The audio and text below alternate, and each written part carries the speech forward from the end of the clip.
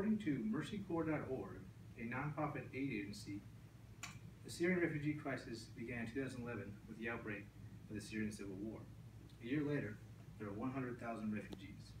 By April 2013, there were 800,000.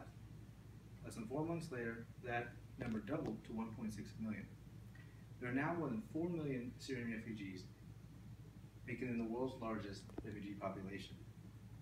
Although this crisis seems a half a world away, it grows closer by the week. Europe has taken in tens of thousands, and it's just a matter of time before the US does too. I have thoroughly researched this topic from multiple credible sources and have discovered that to fully understand the Syrian refugee crisis, you must know the factors that cause the crisis, what life is like in a refugee camp, and what the prospects are for the refugee's future. Every crisis has an origin, and we must understand the causes of this one. The main cause of the Syrian refugee crisis is the Syrian civil war. According to Zach Beauchamp of Box.com, these 4 million refugees displaced from Syria are a direct result of the country's civil war, which is perhaps the most destructive conflict on earth today. Civil war began in 2011 and has only escalated since. According to the article Syria, the story of the conflict from the BBC, the war started when pro-democracy protests ended in government forces firing on and killing multiple protesters. This led to larger nationwide protests calling for the resignation of President Bashir al-Assad. The government's response to these new protests were swift and bloody.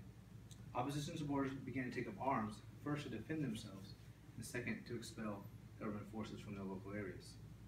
This led to many violent clash, and as of March 2015, 220,000 people have been killed in conflict. Since the war destabilized the country, a new player joined the game. The Islamic State was able to capitalize on the chaos, take control of large sections of land in northern and eastern Syria, thus creating a war within a war. One of the group's main goals is to acquire more land and create one large Islamic state, killing anybody who gets in their way. This creates a problem for millions of Syrians as they are in a seemingly impossible situation: flee their home or die. The threat of being killed by the Assad government or the Islamic State has forced many to flee to refugee camps. According to Jody Ruderin of the New York Times in her article, "As Others Flee to West, Most Syrian Refugees Remain in Region," there are 1.9 million in Turkey, 1.2 million in Lebanon, and 630,000 in Jordan. For all that is made about the US and Europe taking in refugees, the vast majority are still stuck in the Middle East. And because they are not citizens of their new country, they cannot work and provide for their family, so they are at the mercy of their new governments, which usually means they end up in a refugee camp. The Zatari camp, pictured here, is the most stable spot for refugees in Jordan, housing 79,000. While growing numbers yearn for the exodus to Europe, many in the camp have all but surrendered to a life of limited possibilities. Most live in trailers that are less than 200 square feet. They only have access to electricity for less than 8 hours a day, usually at night. They do have some freedom though, and they've been able to make their camps feel more like home. According to Ruderin, a recent United Nations report estimated that residents run 2,500 shops, generating $14 million a month. They've essentially created their own economy, selling goods and services they're used to back at home.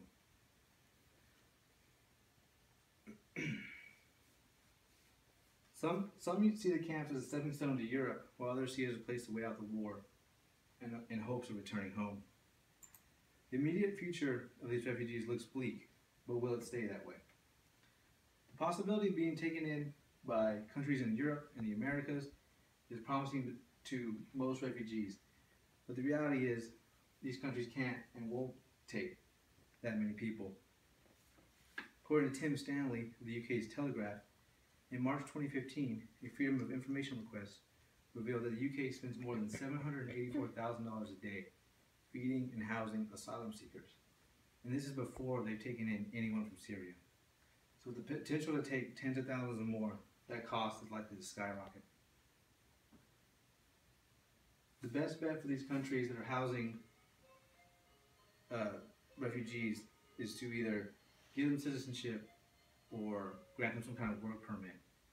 That way they're able to provide for themselves, taking the financial burden off of the government. But that is easier said than done. The best case scenario for everyone involved is for the conflict in Syria to end. So it would entail the Assad regime being removed and replaced with democracy and the near eradication of the Islamic State.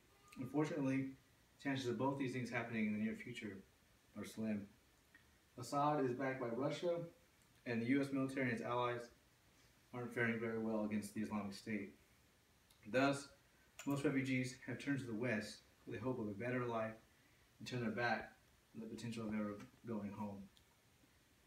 The Syrian refugee crisis started in 2011 with the Syrian Civil War. 4 million people fled the violence, many to refugee camps. The future isn't painted in the brightest of light, but few have lost hope. In 4 short years, the number of refugees has increased exponentially into the millions. We are fortunate enough to live in a country where something like this probably won't ever happen. Just because we can't directly relate to them, we should never forget that they're people just like us.